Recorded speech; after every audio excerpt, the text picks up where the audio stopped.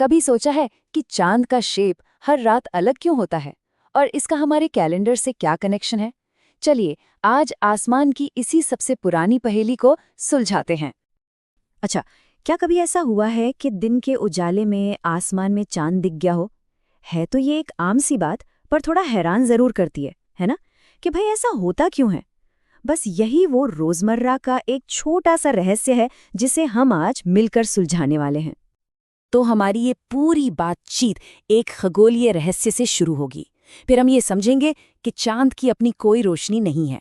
उसके बाद हम उस डांस को डिकोड करेंगे जिससे उसके रूप बदलते हैं, और आखिर में हम देखेंगे कि कैसे इसी डांस ने हमें वक्त का हिसाब रखना सिखा दिया। तो चलिए शुरू करते हैं पहले हिस्से से, एक खगोलीय रहस्य। और सवाल बहुत ही सीधा सा है, हर रात चांद का आकार बदलता हुआ क्यों दिखता है? पता है, ये सवाल बिल्कुल वैसा ही है जो हमारे सोर्स मटेरियल में मीरा नाम की एक लड़की ने खुद से पूछा था। उसे ये तो पता था कि चांद गोल है और वो सूरज की रोशनी से चमकता है, तो फिर हर रात पूरा चांद मतलब पूर्णिमा क्यों नहीं दिखाई देती? और इस सवाल का जवाब एक बहुत ही सीधी सी बात में छिपा है, चांद की उधार ली हुई रोशनी। जी हाँ, यही वो चाबी है जो इस पूरे रहस्य का ताला खोलने वाली है। तो देखिए, बात बहुत सिंपल है। सूरज की रोशनी हर समय चांद के ठीक आधे हिस्से पर पड़ती है। इसका मतलब क्या हुआ? यही कि चांद का एक हिस्सा हमेशा रोशन रहता है और दूसरा हमेशा अंधेरे में। और यहीं पर इस पूरी पहेली का सबसे बड़ा सच सामने आता है। चांद की अपने कोई रोशनी है ही नहीं। वो तो बस एक बहुत बड़े आईने की तरह है जो सूरज की रोशनी को हमारी तरफ रिफ्लेक्ट कर देता है। अच्छा, एक आम कंफ्यूजन को यहीं पर क्लियर कर लेते हैं। चांद के फेजेस यानी कलाएं और लूनर इक्लिप्स यानी चंद्र ग्रहण, ये दोनों बिल्कुल अलग अलग चीजें हैं। फेजेस तो 1 महीने तक चलने वाला पूरा साइकिल है जो हमारे देखने के एंगल की वजह से होता है, जबकि चंद्र ग्रहण एक बहुत ही रेयर इवेंट है जो तब होता है जब धरती की परछाई चांद पर पड़ती है, और ये बस कुछ घंटों के लिए ही होता है। तो चलिए अब इस लूनर साइकिल को ही डिकोड करते हैं और देखते हैं कि आखिर वो कौन सा ऐसा खगोलीय डांस है जिसकी वजह से हमें चांद के इतने अलग अलग रूप देखने को मिलते हैं। तो होता ये है कि जैसे जैसे चांद धरती का चक्कर लगाता है, हम यहाँ धरती से उसके रोशन हिस्से को अलग अलग एंगल से देख पाते हैं। कभी उसका थोड़ा सा रोशन हिस्सा दिखता है तो कभी ज्यादा। बस सारा का सारा खेल इसी एंगल का है। अच्छा, इस पूरे साइकिल को समझने के लिए 2 शब्द बड़े जरूरी हैं, वैक्सिंग और वेनिंग। वैक्सिंग का मतलब है जब चांद का रोशन हिस्सा बड़ा होता जाता है, यानी पूर्णिमा की तरफ। भारत में इसे ही शुक्ल पक्ष कहते हैं। और वेनिंग का मतलब है जब ये रोशन हिस्सा घटता जाता है, यानी अमावस्या की तरफ, जिसे कृष्ण पक्ष कहते हैं। और ये जो पूरा का पूरा साइकिल है, एक पूरे चांद से अगले पूरे चांद तक का, इसमें करीब करीब 1 महीना लग जाता है। यह आसमान की वही भरोसेमंद लय है जिसे इंसान हजारों सालों से देखता आ रहा है।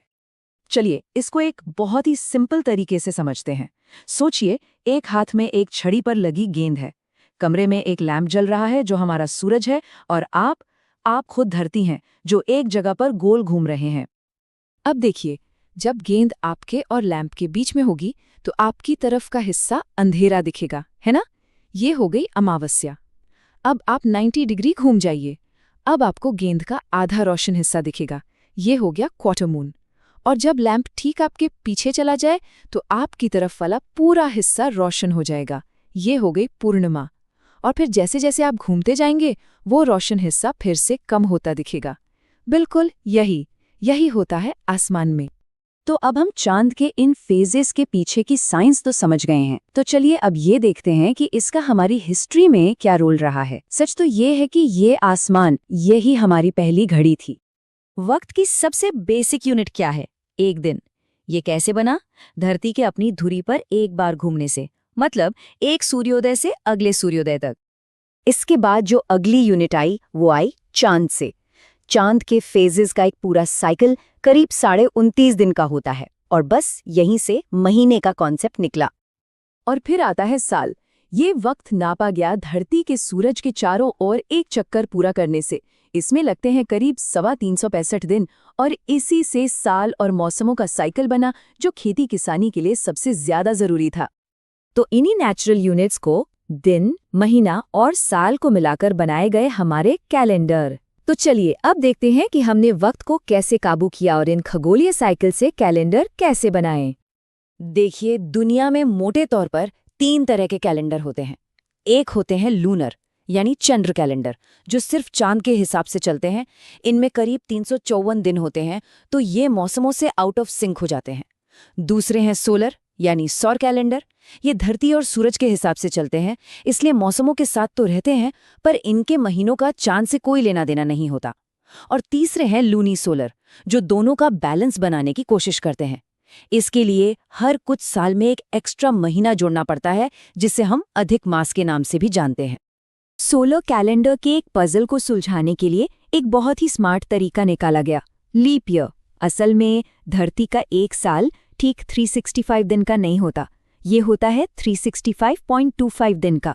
तो वो जो एक्स्ट्रा 0.25 दिन है वो 4 साल में जुड़कर एक पूरा दिन बन जाता है। बस इसीलिए हम हर 4 साल में एक एक्स्ट्रा दिन 29 फरवरी जोड़ देते हैं। इससे हमारा कैलेंडर मौसमों के साथ एकदम परफेक्ट बना रहता है।